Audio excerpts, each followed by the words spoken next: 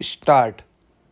हर साल मई जून के महीने में नैनीताल से ऐसी खबरें और तस्वीरें आती हैं कि वहाँ की प्रसिद्ध झील का पानी सूख रहा है और उसका जल स्तर काफ़ी नीचे पहुँच गया है। पिछले साल यही हुआ था, लेकिन इसके बाद अक्टूबर में वहाँ जब जमकर बारिश हुई तो बड़े जल स्तर के कारण ऐसी बाढ़ आई कि पिछले तमाम रिकॉर्ड टूट गए। याद करें तो कुछ साल पहले ऐसी ही एक अतिवृष्टि दक्षिण भारत के मुन्नार में हुई थी, जिससे भारी तबाही मची थी। यह दुनिया भर में हो रहा।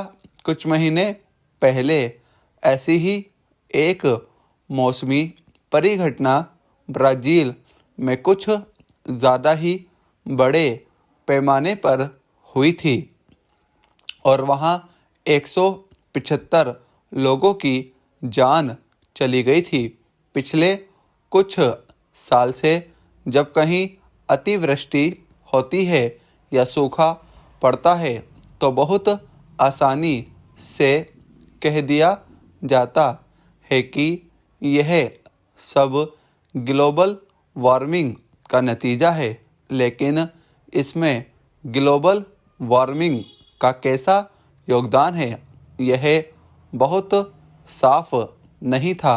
मगर अब ऑस्ट्रेलिया के कुछ शोधार्थियों ने इसके रहस्य की पूरी थाह पा ली है।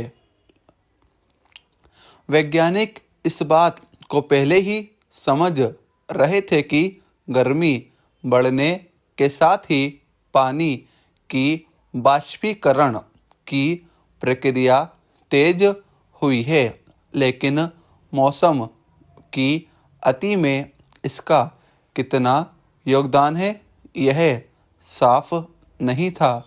इस शोध में प्राकृतिक पानी के भाप बनने की मात्रा का अध्ययन किया गया।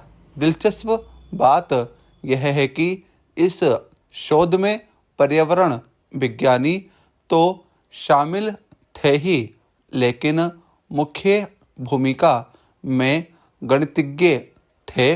इसी से यह आकलन हो सका कि कितना पानी भाप बनता है और फिर किस तरह बरसता है।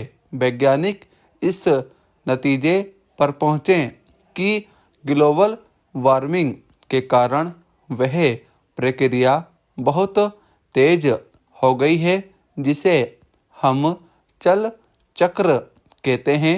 यानी पहले पानी का भाप बनकर क्षितिज पर पहुंचता है और फिर वहां से बादल बनकर बरस जाता है। गर्मी के कारण जितना पानी भाप बन जाता है उतना ही बरस भी जाता है। यानी जितनी गर्मी उतनी ही बारिश। इस समय पूरी दुनिया में यही हो रहा है। दुनिया का 80% पानी समुद्र से ही भाप बनता है और फिर उसी पर बरस जाता है। समुद्र का खारा पानी जब भाप बनता है तो उसमें लवण की मात्रा का अध्ययन भी किया। उन्होंने पाया कि जलचक्र तेज हो जाने के कारण धरती का मीठा पानी काफ़ी ज़्यादा मात्रा में समुद्र में पहुंच रहा है, जिससे समुद्र का खारापन कम हो रहा है। स्टॉप।